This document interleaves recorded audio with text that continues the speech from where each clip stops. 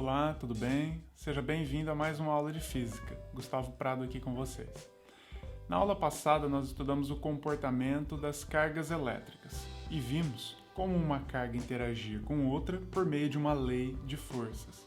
A lei foi chamada de lei de Coulomb, né? E ela conseguia mensurar essa interação entre duas cargas elétricas. Porém, nós não chegamos a exatamente descrever como uma carga conseguia sentir a presença da outra à distância e, a partir daí, exibir esse comportamento que foi descrito no sistema de forças. Na aula de hoje, nós vamos tentar definir como essa ação à distância exatamente acontece e também mensurar. Essa ação à distância hoje é descrita como um campo elétrico, uma perturbação no espaço em uma determinada região criada por uma partícula, e essa perturbação ela se estende a grandes distâncias. Existem algumas formas diferentes de calcular o campo elétrico. Existe uma equação básica que descreve o campo elétrico, porém, se ao invés de pequenas partículas nós tivermos corpos extensos com várias partículas, nós podemos ter diversas fórmulas diferentes para esse campo elétrico. Na aula de hoje nós veremos algumas dessas fórmulas, veremos uma demonstração que descreve de onde vêm essas fórmulas, tá? E veremos alguns tipos padrões assim, de corpos extensos que possuem distribuições de cargas. São demonstrações um pouco longas, mas bastante importantes, assim, porque levam à compreensão de seu resultado final.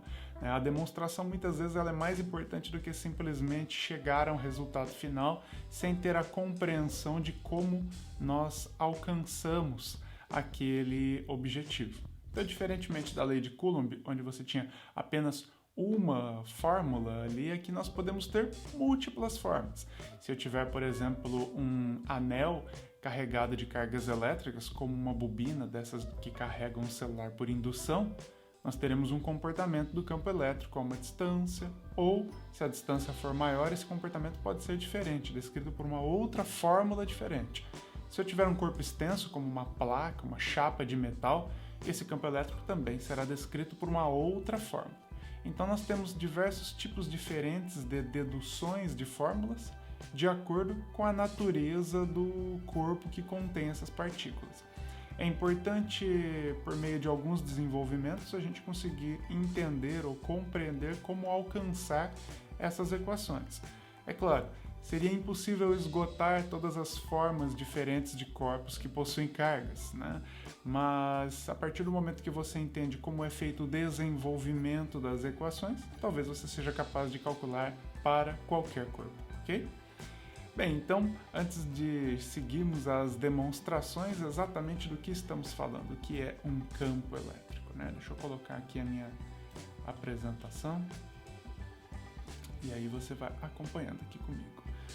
Bem, campo elétrico, né? Campo elétrico é uma perturbação criada num determinado espaço. Bem, como que é exatamente essa perturbação? Poderíamos fazer uma analogia. Imagine que você está dentro de uma sala e alguém abre um frasco de um perfume bastante intenso. Esse campo de cheiro ele vai se espalhando a partir de uma fonte, que é o frasco do perfume. No momento em que você entra nessa sala, você sente um certo odor diferente, né? Você sente a presença daquele perfume através das moléculas ali que estão contidas no ar. E aí você passa a procurar a fonte, procurar de onde vem aquele cheiro. E você vai se aproximando cada vez mais e percebendo que a intensidade daquele campo vai ficando mais forte, mais intenso, até que num determinado momento você alcança a fonte, né, que é o frasco de perfume que alguém deixou ali, por exemplo, aberto num canto de uma sala. A natureza do campo elétrico é mais ou menos semelhante. Você tem uma fonte, que no caso são as cargas elétricas, que criam uma perturbação tridimensional naquele ambiente. E essa perturbação ela pode ser percebida por outros corpos. Para que a gente perceba essa perturbação, você precisa de um outro corpo naquele ambiente, né? Se apenas uma carga elétrica estiver no ambiente, você não terá como medir o campo elétrico que ela possui. Para tanto, a gente utiliza o conceito de carga de prova. Carga de prova é uma carga que é colocada com apenas o intuito de medir o campo elétrico, de mensurar o campo elétrico em uma determinada região do espaço que está nas proximidades de uma carga elétrica. Então, a carga de prova, ou também chamada de carga de teste, é uma carga adotada como sempre sendo positiva e que não influencia naquela perturbação espacial. Ela serve única e exclusivamente para medir o campo elétrico criado por uma outra partícula naquele ambiente. É importante frisar que carga e campo são grandezas são quantidades físicas intrinsecamente relacionadas. Isso significa que são inseparáveis. Não tem como a gente ter uma carga elétrica numa determinada região do espaço e o campo em outra. Não, eles estão sempre juntos. Carga e campo estão sempre juntos, tá? Sempre um em função do outro. Então aqui nós temos uma primeira demonstração. Por exemplo, imagine que você coloque um objeto carregado, como uma barra de vidro carregada, e que essa barra de vidro ela esteja provocando uma perturbação aqui no espaço. A forma que temos de medir essa perturbação é colocar uma carga de prova, uma carga positiva ali e perceber, sentir como se dá essa perturbação. Já vimos que essa perturbação ela pode ser exibida por meio de uma lei de forças, né? Eu tenho uma força colombiana aqui, uma força elétrica, que fará com que essa carga seja repelida pelo outro objeto carregado, porque no caso os dois são objetos positivamente carregados. Associada a essa força, nós temos um campo elétrico, tá? Então, associado a esse ponto onde foi colocada essa partícula, nós temos um vetor aqui, campo elétrico. É importante que você saiba que campo é uma grandeza de natureza vetorial, ok? E ele está intimamente relacionado com essa força F. Se colocássemos essa carga de prova em diferentes posições aqui do espaço, nós obteríamos diferentes vetores força e também associados a eles diferentes vetores campo. O campo elétrico é representado pela letra E maiúscula, com o sinal vetorial em cima, pois é uma grandeza vetorial. Bem, então, como falei, é íntima a relação entre campo e força. E ela pode ser expressa até mesmo pela definição matemática aqui do campo elétrico. Olha só, o campo elétrico ele será igual à força elétrica dividida pela carga de prova, Q0, tá? Então, E é igual a F dividido por Q0.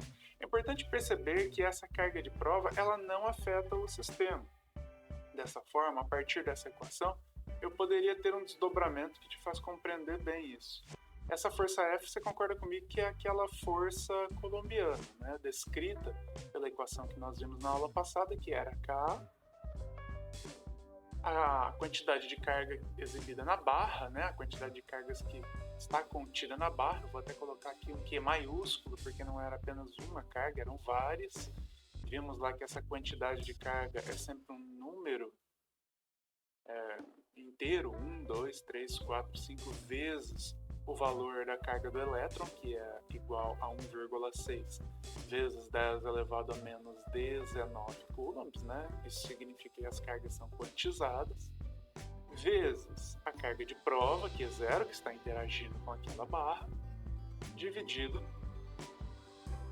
pela distância ao quadrado. Tudo isso daqui dividido, então, por Q0 sobre 1, que é esse Q0 que está aqui nessa fórmula, né? Se olharmos aqui e fizermos aqui a multiplicação, essa divisão, na verdade, nós obteremos que o campo elétrico é igual a uma constante eletrostática K, vezes a quantidade de cargas da barra, vezes Q0, dividido por D ao quadrado vezes Q0. Então perceba que aqui, essa carga de prova, ela realmente não afeta o campo elétrico. Eu posso definir campo elétrico por meio dessa segunda equação. Ó, uma constante K, que vale ali, vou até colocar aqui no cantinho, ó, ela sempre tem o valor 9 vezes 10 a nona, tá? Newton, coulomb por metro quadrado,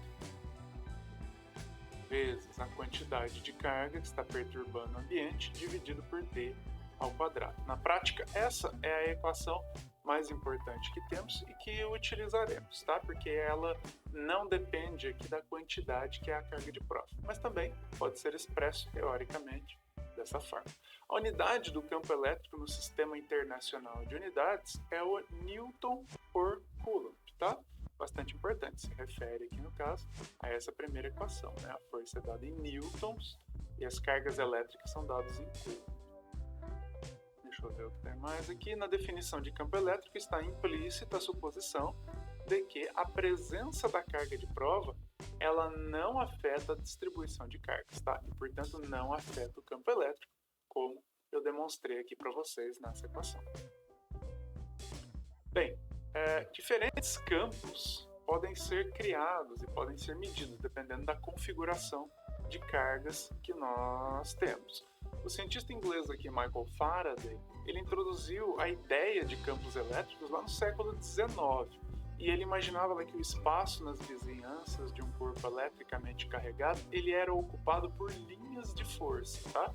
Então, a partir daí, passa-se a descrever campos elétricos através de linhas de forças. Linhas que são linhas imaginárias, elas não têm existência real, mas elas nos dão ali um bom indício, né, de como seria o comportamento do campo elétrico em uma determinada região. Nós adotamos hoje o seguinte padrão. Toda vez que nós temos uma carga positiva colocada em um determinado ambiente, nós desenhamos aqui linhas de força saindo da carga positiva. Tá? Então as linhas de força saem das cargas positivas.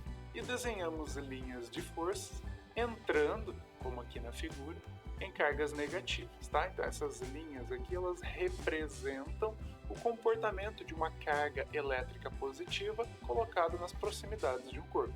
Então vamos imaginar que eu coloque uma carga positiva aqui nessa região. Para onde vai apontar a força elétrica? Vai apontar para cá, né? A força elétrica é uma força atrativa e vai atrair essa carga para esse grande corpo negativo. E para onde vai apontar o meu vetor campo elétrico? Para a mesma direção, tá? Junto aqui desta força. Agora imagine que eu coloque essa mesma carga positiva nas proximidades desse outro corpo ou dessa outra carga positiva que eu desenhei aqui. Olha só, positivo com positivo, você se lembra que você vai ter repulsão, né? Então você vai ter aqui força e campo com a mesma direção e sentido, ok? Se eu colocasse uma carga negativa agora nas proximidades desse corpo, é importante que você consiga compreender que força e campo não terão o mesmo sentido, porém terão a mesma direção. Lembre-se lá pela equação que eu coloquei anteriormente que nós temos uma igualdade, está até expressa aqui embaixo novamente, né? O campo elétrico é igual a uma força elétrica, e essa igualdade não é apenas uma igualdade numérica, ela é uma igualdade vetorial. Isso significa que força e campo devem estar alinhados em sua direção e sentido. Justamente por esse motivo, essa carga de prova é adotada como sendo uma carga positiva, né? Se fosse uma carga negativa, aí seria o contrário, tá? Experimente desenhar essas figuras no seu caderno, em sua folha de estudos aí, e colocar cargas negativas para verificar que tipo de coisa vai acontecer. Uma outra forma que nós temos aqui de expressar o campo é através de campos que são chamados de campos uniformes. Um campo uniforme ele é sempre criado a partir do momento que eu tenho uma placa ou um corpo extenso com uma grande distribuição de cargas elétricas, né? E não um corpo assim oval ou circular como esse daqui que está desenhado assim. Então imagine que eu tenho uma placa com várias cargas positivas colocadas aqui. E eu fosse desenhar aqui os vetores campo elétrico criados por essa placa. Eu vou ter uma configuração assim, uma configuração de linhas de força que são colocadas sempre de forma paralela e que aí permitem acelerar ou frear partículas que são colocadas nessa região com maior facilidade. Isso significa que se eu lançar uma partícula aqui, eu consigo controlar melhor o comportamento dessa partícula com linhas de força que estão dispostas assim de forma uniforme, ok? Como falei para vocês anteriormente, existem algumas equações padrão que nós estudamos para descrever o comportamento de campos elétricos originados por diferentes tipos de sistemas de partículas.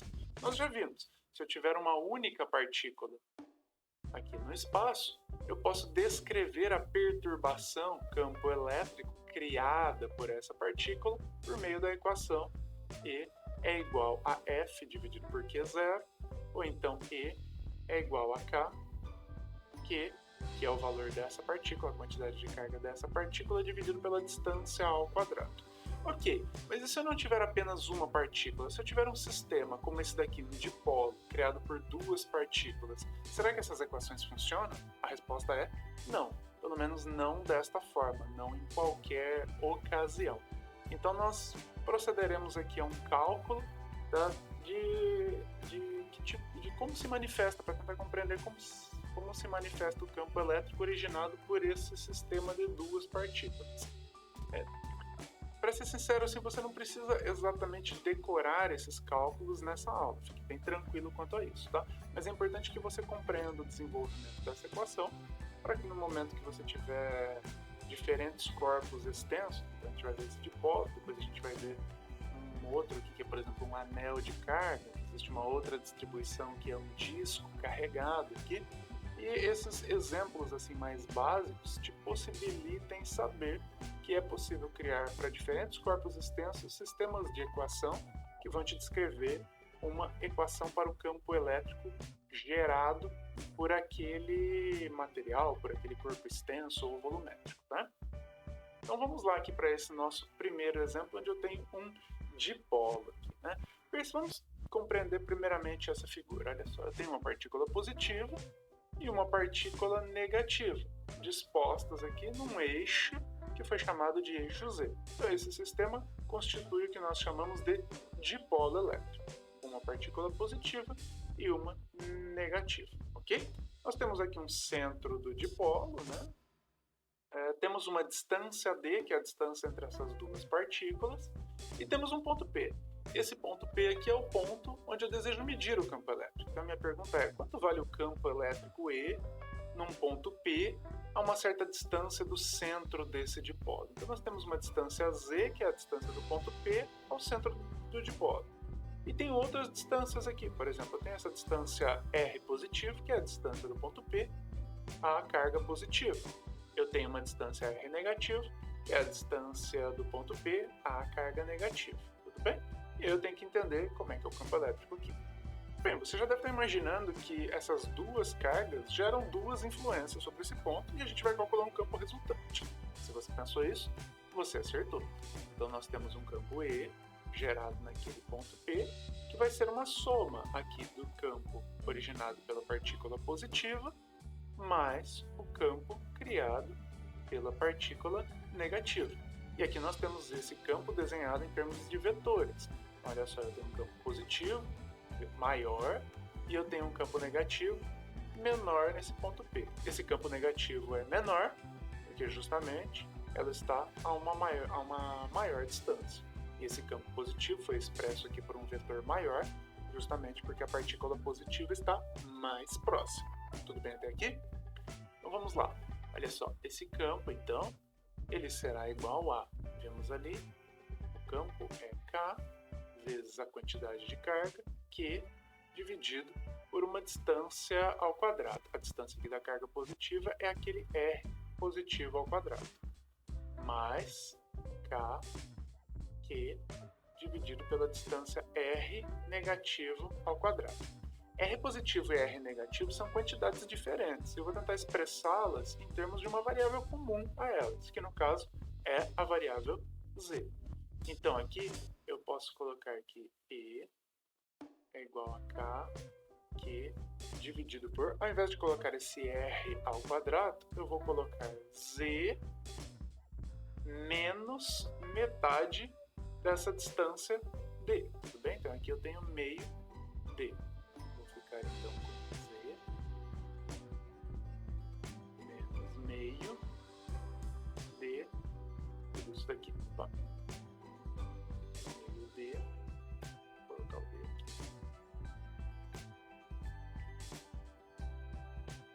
Tudo isso ao quadrado. Mesma coisa do outro lado, tá? Então eu vou ter K dividido por Z mais D sobre 2 ao quadrado. Deixa eu chamar a atenção para um detalhe que me passou despercebido aqui só agora que eu visualizei. Veja bem, aqui eu tenho uma soma, mas essa soma é uma soma vetorial. Veja que aqui eu estava expressando em termos de vetores. Tinha sempre uma setinha em cima. Quando eu fui para a linha de baixo, eu não coloquei a setinha aqui, tá vendo que não tem uma setinha aqui, porque eu estou expressando agora em termos escalares, né? Eu estou mensurando essa quantidade de forma escalar. Portanto, quando eu mensuro na forma escalar, eu tenho que ter um cuidado que eu não tive aqui, eu vou apagar. Olha só, esses vetores são vetores contrários, né? Então eu vou colocar aqui que esse vetor é um vetor positivo e esse daqui tem um sentido negativo, porque eles têm sentidos contrários, tá? Então aqui, essa soma vetorial, ela acaba sendo uma subtração na forma algébrica, tá? Legal, vamos seguir mais um pouquinho aqui. Eu vou ter então E é igual a... Bem, deixa eu ver o que eu vou fazer aqui agora. Eu vou abrir esse produto quadrado perfeito. KQ dividido por o primeiro ao quadrado menos 2 vezes o primeiro vezes o segundo termo da minha equação mais o segundo termo da minha equação ao quadrado menos a mesma coisa do outro lado.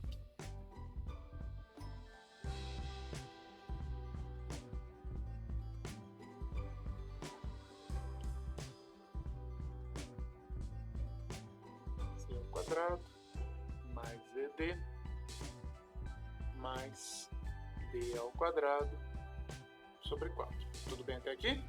Não entendeu? Pausa o vídeo e aí depois continue.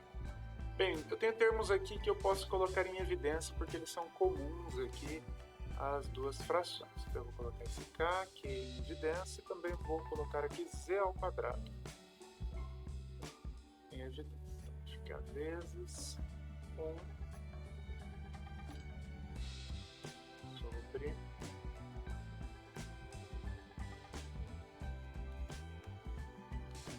menos D sobre Z mais D ao quadrado dividido por 4Z ao quadrado menos 1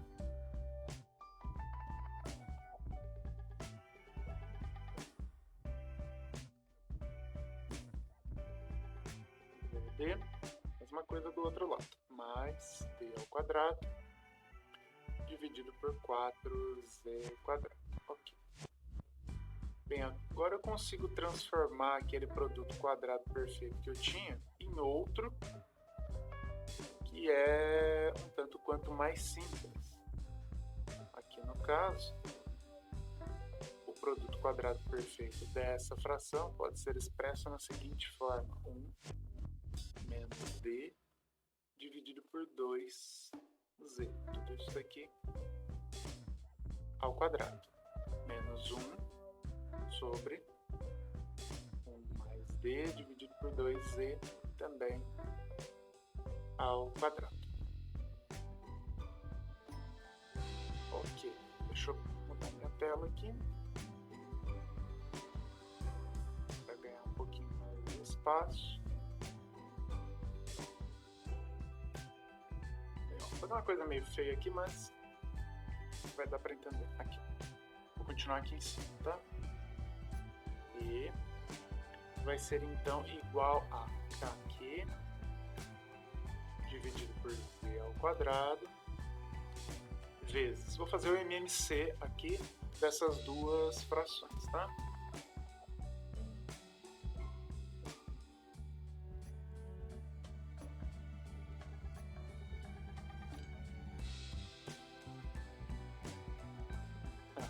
Esse parênteses aqui, melhorou, agora sim.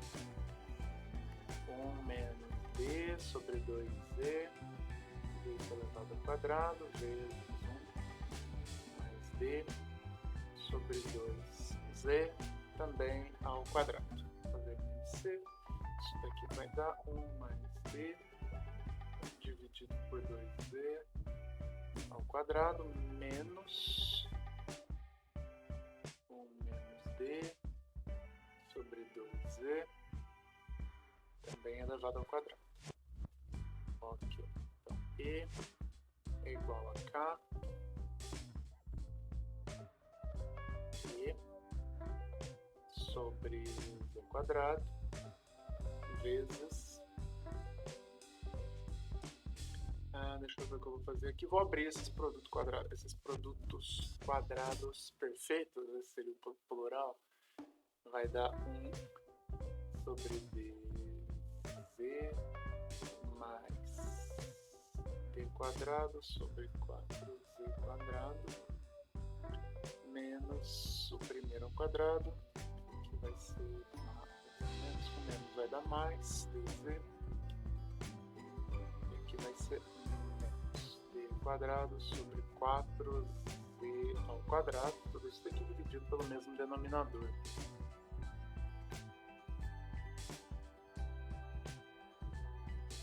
Menos d sobre 2z ao quadrado vezes 1 mais d sobre 2z também elevado ao quadrado. Ok, ao fazer isso,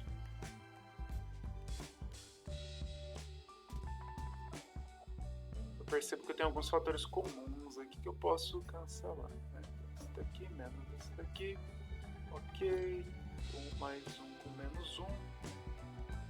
Vamos aqui seguindo, simplificando essa equação para encontrarmos aqui a equação do campo para um dipolo. Vamos ver o que eu vou ficar aqui. Eu tenho dz, mas dz, então eu tenho 2. d sobre z dividido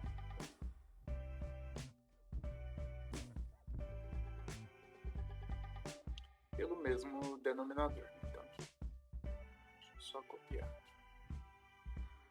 2z ao quadrado vezes 1 mais d sobre 2z ao quadrado. Ok, já consigo tirar esse termo aqui dessa equação, então vamos simplificando isso aqui que está dentro desse parênteses aqui, né?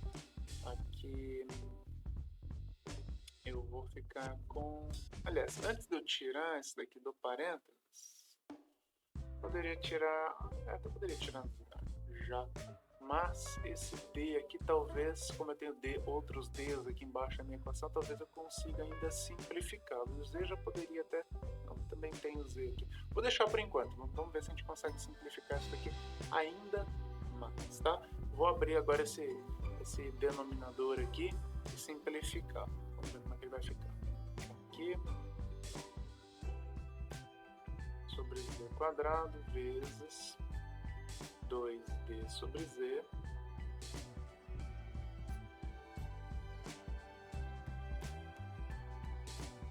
dividido por...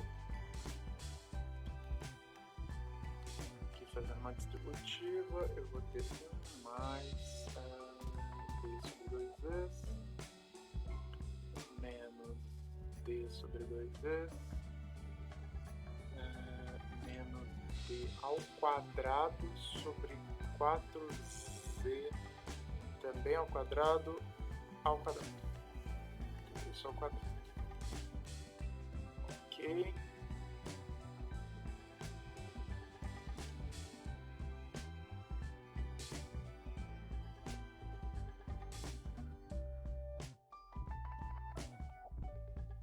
então e será igual a k q sobre z ao quadrado vezes... Bem, aqui eu tenho alguns termos que eu já poderia simplificar também, né? Olha só, eu tenho d sobre 2z, d sobre 2z, e aqui eu fico com 1 menos d quadrado dividido por 4z ao quadrado. Então, 2 d sobre z dividido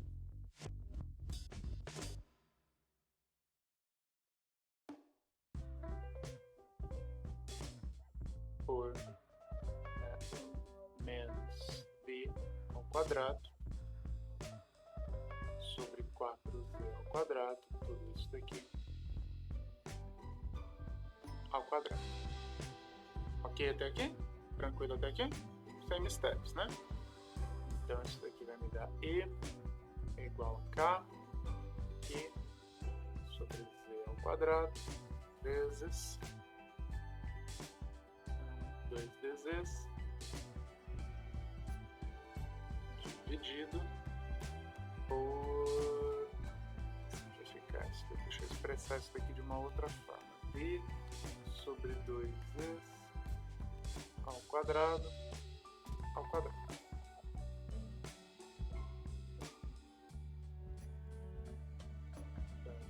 E é igual a k aqui,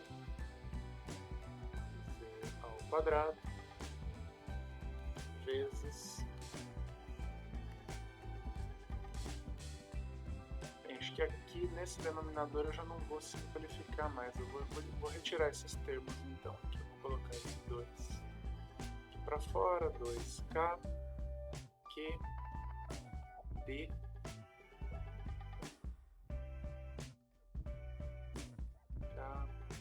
QD dividido por z ao cubo, né? Que é esse z aqui embaixo, vezes 1. Vou deixar aquele d ali dentro para ficar semelhante ao padrão que normalmente eu utilizo. D sobre menos d 2z ao quadrado, tudo isso ao quadrado novamente.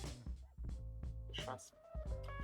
Veja que essa é a fórmula do dipolo. Veja que chegamos até aqui, tá? Então essa daqui seria a equação do dipolo. Esse D poderia ser colocado em frente sem problema, uma questão mais de estilo. Veja que ela é bem diferente daquela equação do campo elétrico que nós vimos anteriormente, né? Então é uma equação bastante diferente. Daria para simplificar ela talvez um pouco mais, sim, mas acho que aqui já é o suficiente, tá? Então chegaríamos a essa equação. Tem algo interessante aqui. Veja que para a situação ali, para situações reais, né, normalmente essas duas cargas elétricas aqui do dipolo, elas são colocadas muito próximas uma da outra. E o que ocorre na prática é que para medidas reais, e aqui entra a parte importante do desenvolvimento dessa equação, para medidas reais, normalmente essa distância z, ela é expressivamente maior do que essa distância d. Normalmente essas cargas estão colocadas, estão muito próximas uma da outra, e essa distância z é uma distância que está bastante mais afastada, tá? Bem mais afastada. Então, para efeito de cálculo aqui, nesse desenvolvimento que nós fizemos, se imaginarmos que essa distância z aqui, ela é muito maior do que essa distância d, essa fração aqui se resume praticamente a zero. Essa fração, ela tende a zero. Eu posso colocar aqui, ó, sendo z muito maior do que d, nós temos que d sobre 2z tende a um número muito pequeno, muito menor do que 1 lá, poderia dizer que ela tende ali a zero, tá? Se aproxima de zero. Dessa forma, essa equação ela fica um pouquinho mais simples, ela fica assim, né? E é igual a 2k, que, aqui eu vou colocar o b aqui na frente, dividido por o que sobra aqui pra gente, né? O z ao cubo. Falei ao cubo, escrevi ao quadrado aqui, z ao cubo. Legal. Então essa daqui é a forma que nós mais utilizamos a equação do dipolo elétrico. Tá? Normalmente ela vai aparecer expressa dessa forma, e talvez a informação mais importante que nós temos é a forma como esse campo elétrico ele diminui, tá? Com a ação da distância, ele diminui em z ao cubo. Olha só que interessante. Nós vimos que a força elétrica coulombiana, K, Q1, Q2, D ao quadrado, ela diminui em D ao quadrado, né? Ela decai aqui em D ao quadrado. Nós vimos que o campo elétrico criado por uma carga, D ao quadrado, ok? E agora nós temos que o campo de um dipolo, então aqui é o campo do dipolo, ele decai em Z ao cubo. Essa daqui era a informação importante para a qual eu fiz todos esses cálculos, tá? Então isso daqui traz para a gente um conhecimento que demonstra, assim, como esse campo ele pode ser diferente para as diferentes situações. Vamos seguir mais um pouquinho? Vamos para mais um exemplo aqui, mas antes desse exemplo, deixa eu voltar aqui para a apresentação. Deixa eu introduzir mais uma ideia aqui em vocês. Olha só, no caso do dipolo nós tínhamos duas cargas, né? Mas imagine um corpo extenso. Um corpo extenso onde eu tenha centenas, milhões ou bilhões de cargas elétricas. Não faz muito sentido eu conseguir calcular essas cargas elétricas tomadas uma a uma.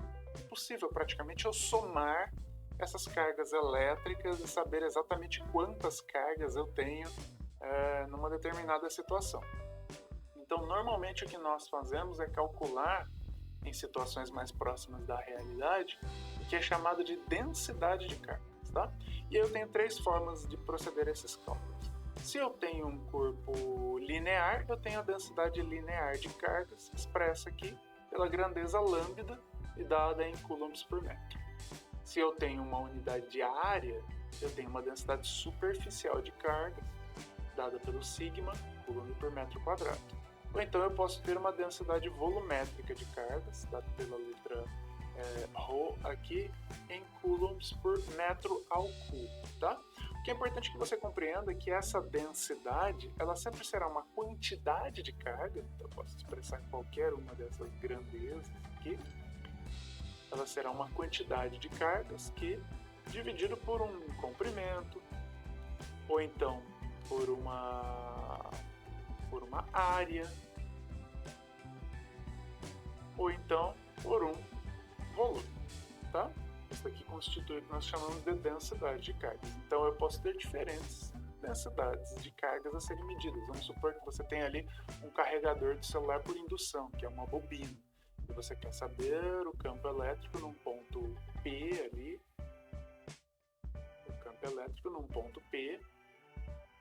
situado a uma certa distância aqui dessa bobina. Essa sua bobina, ela será o quê? Ela terá uma densidade linear, superficial ou volumétrica. Então, dependendo do tipo de situação, você procede a determinado cálculo, faz a análise ali da sua situação e procede ao cálculo, tá? A gente vai ver um exemplo aqui, pelo menos, de como resolver isso daqui para um sistema que se aproxima dessa bobina que eu falei para você, que é esse daqui, ó. Imagine o campo elétrico produzido por uma linha de cargas, aqui no caso de um anel. Olha só o que nós temos nessa figura. Nós temos um anel de cargas aqui positivas, no caso. Deixa eu grifar aqui, um anel de cargas positivas distribuídas uniformemente. E como eu tenho várias unidades de carga aqui, eu vou olhar para apenas um pedacinho desse anel, um elemento infinitesimal aqui linear, tá? Que nós chamamos de ds. Bem, associado a esse elemento ds, eu tenho uma quantidade de carga, que é uma quantidade muito pequena, que eu posso chamar ali de dq. E essas cargas que estão presentes nessa unidade, elas criam uma certa influência ali no ponto P, e criam um campo elétrico D vetorial. Tudo bem? Então veja, eu estou expressando tudo isso daqui em termos de componentes de porções muito pequenas, né? Em unidades infinitesimais aqui, tão pequenas quanto eu queira, essa seria a definição, tá? De cargas, de espaço linear aqui, ou então de campo, tá? Vamos analisar aqui a geometria desse problema. Esse campo DE criado aqui, ele pode ser expresso em termos de duas componentes, uma componente horizontal e uma componente vertical. Quero que você imagine a simetria desse problema. Se eu pegasse um outro elemento ds aqui do outro lado, com uma certa quantidade de carga aqui, a uma mesma distância que R, ele criaria, no caso aqui, um outro D com um vetor aqui horizontal contrário a esse primeiro. Então perceba que, dada a simetria desse problema, esses elementos horizontais aqui, essas componentes horizontais do campo DE, elas acabam por se cancelar. O que eu vou ter aqui é, na verdade, outro disco imaginário com vários vetores aqui, que eles acabam por todos cancelarem uns aos outros e eu não preciso me preocupar com eles. Porém, esses elementos aqui, ó, de cosseno θ, que são as componentes verticais do meu vetor VE, elas criam esse campo elétrico. Então, o campo elétrico final que eu terei vai ser um campo aqui nessa direção. Vamos tentar calcular esse campo? Vamos lá então. Bem, algumas das coisas que eu preciso considerar aqui, né? Associado então, como eu falei para vocês, a densidade de carga era a quantidade de carga dividido por uma unidade, que aqui no caso é uma unidade de espaço, né? Então, nesse caso aqui eu estou lidando com unidades infinitesimais, então o que eu vou ter aqui é um lambda, que é uma densidade, associada a uma quantidade infinitesimal de espaço e associada a ela uma unidade infinitesimal de espaço linear, né? Eu vou colocar isso daqui dessa forma, então eu tenho dq, que é calculado por um lambda ds, ok? E também tem uma unidade infinitesimal de campo, dE. Esse dE, ele pode ser calculado por k dq dividido por r ao quadrado. Vocês estão lembrados, né, que o campo era kq sobre r ao quadrado, só que aqui eu não tenho q, aqui eu tenho um dq, uma unidade infinitesimal. Então, partindo dessas duas equações e associando uma a outra, eu vou ter que dE, ele é igual a k vezes lambda ds dividido por r ao quadrado. Então, se você não entendeu o que eu fiz, né, eu só substituí aqui esse dq, que era lambda ds, aqui. Então, no lugar de dq, eu coloquei lambda vezes ds, sem mistério até aqui. Bem, quem é esse r ao quadrado? Esse r ao quadrado não é uma grandeza muito boa para eu utilizar aqui, né? Então, não tem uma existência exatamente real aqui para mim. Ela é a hipotenusa de um triângulo retângulo. E essas duas grandezas, normalmente, elas são mais importantes e mais fáceis de serem medidas, né? Onde Z é a distância que eu estou do centro do anel aqui até um ponto P, uma distância que talvez a distância mais importante, e R é o raio aqui do meu anel. Então eu vou expressar esse R ao quadrado em termos de seus dois catetos aqui, tá? Eu vou ficar com DE é igual a K lambda ds dividido por Z quadrado mais R elevado ao quadrado, tudo bem? Ok, uma outra lembrança do que eu falei para vocês aqui é que DE não é exatamente o que eu quero calcular. Eu quero calcular o DE cosseno θ. Então vamos lá, calculando aqui DE cosseno θ, isso é igual a K lambda ds cosseno θ. Agora, vou colocar esse cosseno θ aqui. E esse ds aqui. Simplesmente uma questão de estilística aqui, né? Tudo isso daqui dividido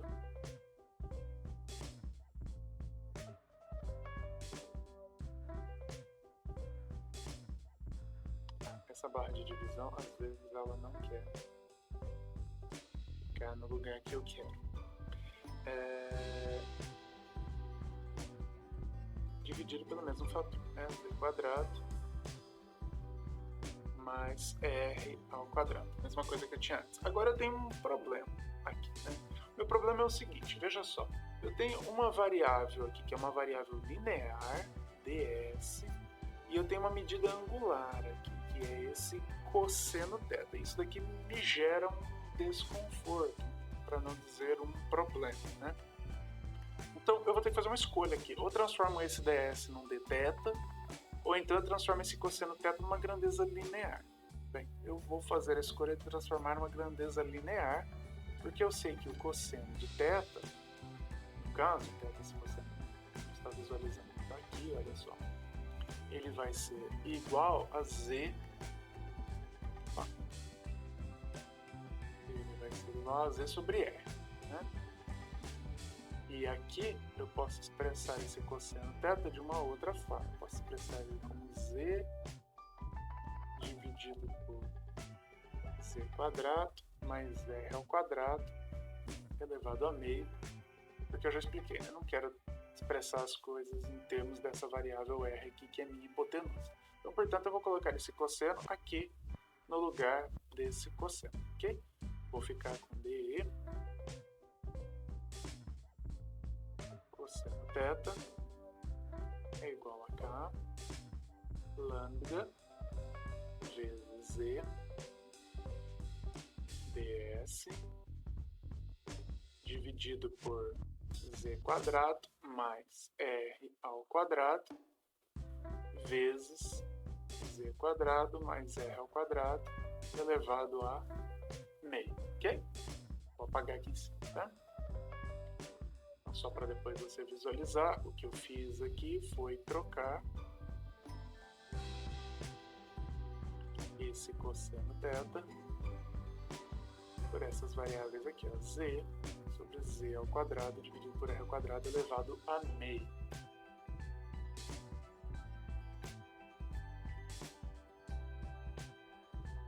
Continuando aqui, então, eu vou ter dE cosseno θ é igual a k lambda z ds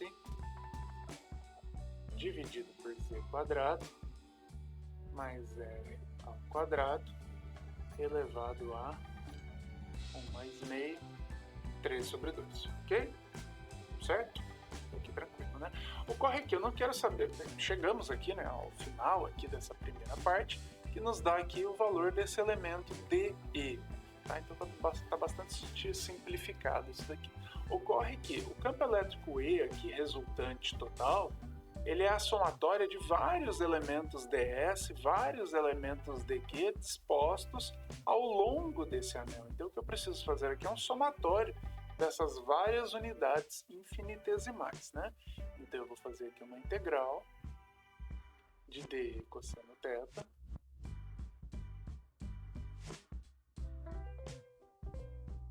k lambda z ds dividido por z ao quadrado mais r ao quadrado 3 sobre 2. Bem, quais serão? Nossa, esse lambda daqui ficou horrível. Pronto. Quais serão esses meus limites aqui de integração, né? Eu vou integrar de 0 a 2πr, já que a minha escolha foi por grandezas lineares, né? Se fosse, de repente, grandezas angulares, poderia ser de 0 a 2π. Então, aqui eu teria o meu elemento de campo E, que será igual, bem, a maior parte das minhas grandezas aqui são quantidades fixas, né? São, essa palavra aqui são constantes, k lambda z dividido por z quadrado mais r quadrado elevado a 3 sobre 2 vezes, aqui no caso, 2πr, né?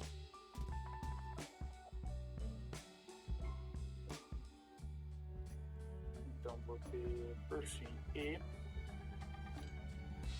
Deixa eu ver se dá para cancelar alguma coisa aqui. Bem, tem uma coisa interessante aqui.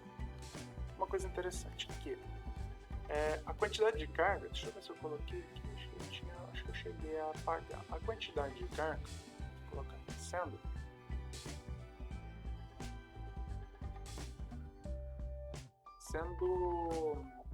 que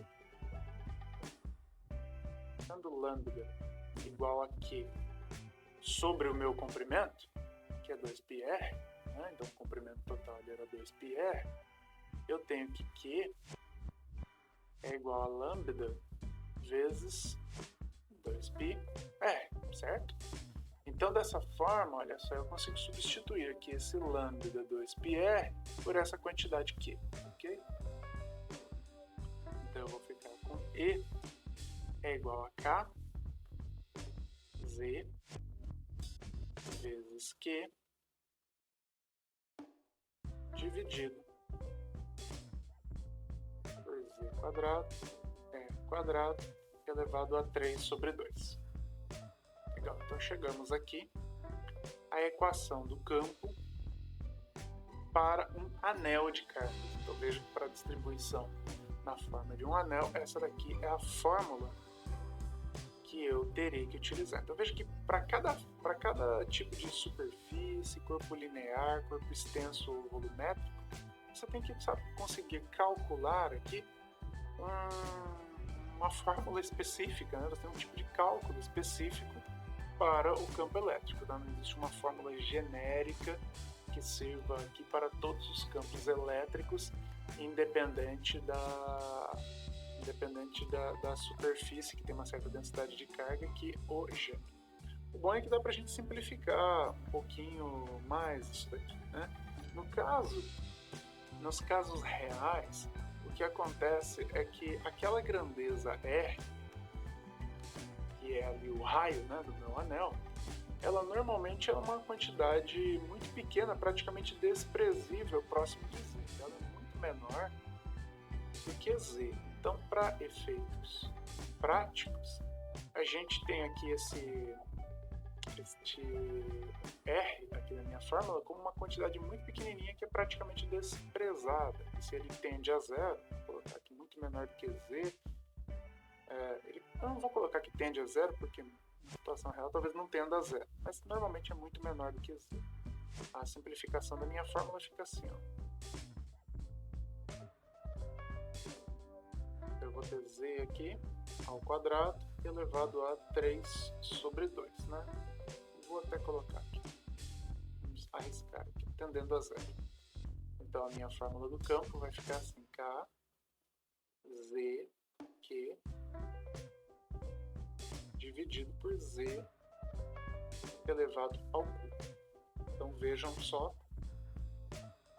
que agora eu posso cancelar e eu vou ter I é igual a K Q sobre Z ao quadrado. Então chegamos aqui ao final, né, a uma equação idêntica à equação do campo para a situação onde eu tenho apenas uma carga, uma quantidade de cargas elétricas, né? Não estou preocupado ali com a densidade de cargas, né? Mas isso daqui para essa situação específica aqui, onde Z é bem maior do que R. No caso que eu estava dando como exemplo ali, por exemplo, uma bobina de indução ali de carregamento de um celular, aí no caso nós não poderíamos considerar essa equação, teríamos que considerar essa equação aqui, porque as dimensões elas não podem ser desprezadas. Aqui a dimensão de R ela não pode ser desprezada, ok? Então essa daqui é uma segunda demonstração.